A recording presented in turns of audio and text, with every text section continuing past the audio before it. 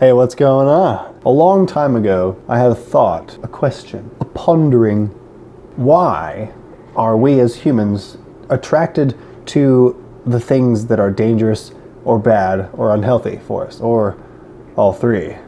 Things like sugar, driving fast, drugs. These things are enjoyed by humans world round, wide. And I'm wondering, why is it? It's always the things that are bad for us or unhealthy or dangerous that we're so darn attracted to. Why can't it be like humans crave broccoli? Why can't we crave driving 5 miles under the speed limit? Oh, you know me, Mildred. I love driving them 5 miles under the speed limit. That's my stuff right there. Or why can't we crave oxygen? I don't know. Sugar. The average American eats 156 pounds of sugar per year. That's about how much I weigh. So, if we're gonna go by averages, I eat a little bit more than my weight in sugar per year. A lot of it has to do with evolutionary origins. Because, now, I don't claim to know, and neither does science, exactly how we did the whole apes to humans thing. There's a gray area in there. There's a reason why they call it the missing link.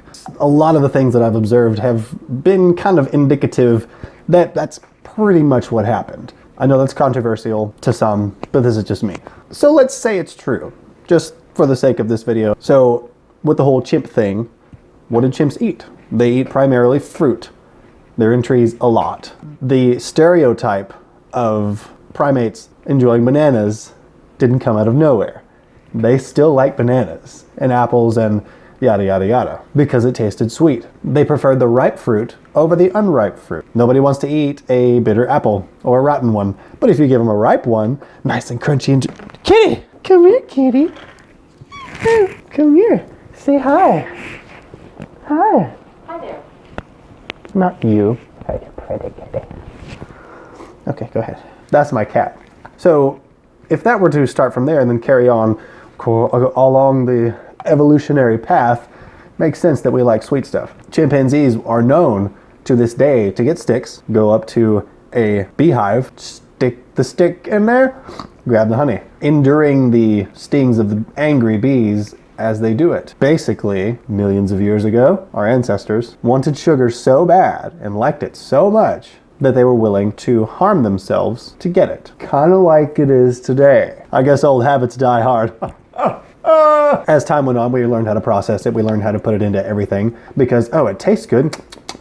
We're genetically conditioned to like it. Our ancestors have liked it for millennia. So obviously, something that's been ingrained in our heads and hardwired into our brains for that long, it's gonna stick around. Another thing to consider is the reward response of the brain.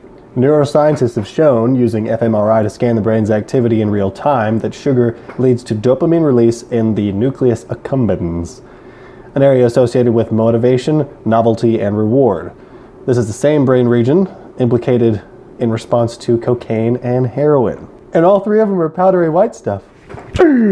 When you do something that your brain triggers that says, oh, this is good, because sugar is essential for life. A little bit, just a little bit. So you eat that, your brain's like, oh yes, give me more of that, that's good. And you're like, oh, okay.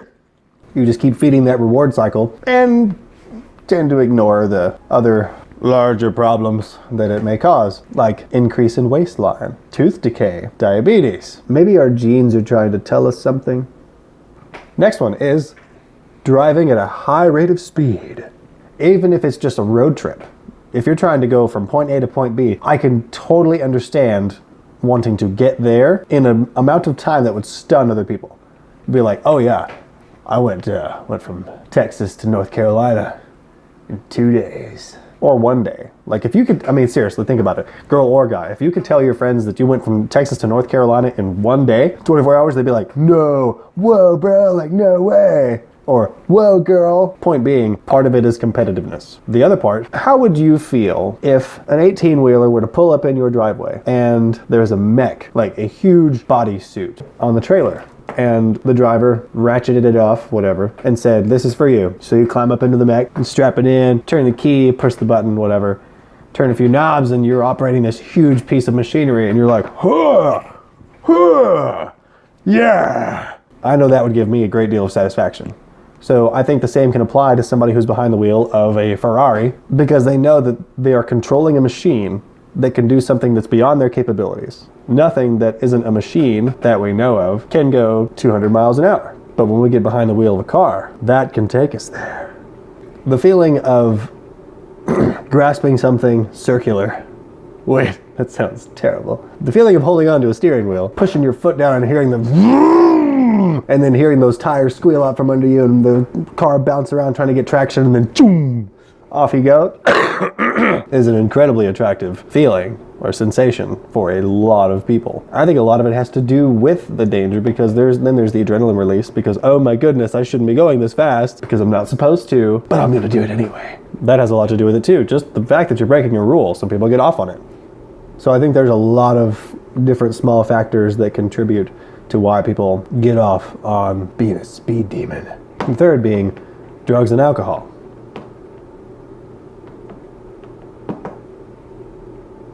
These substances give you a sense of euphoria and make all of your problems just melt away. Or make them worse, but most of the time it makes them melt away. For a little while. You get some of that powdery white stuff, put it in a line and into the dome it goes.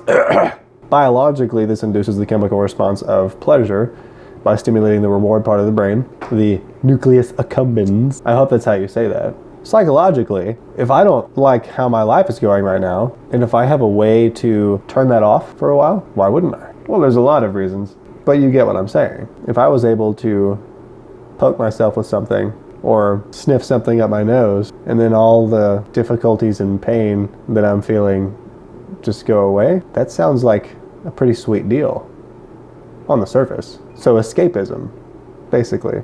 People who either got peer pressured into it, everybody's doing it, wanted to just experiment because they're feeling wild and crazy. I'm like, sure, fuck it, why not? Or people who are just like at rock bottom, or not even at rock bottom, and can't deal, they find solace and comfort in substances that help them do so.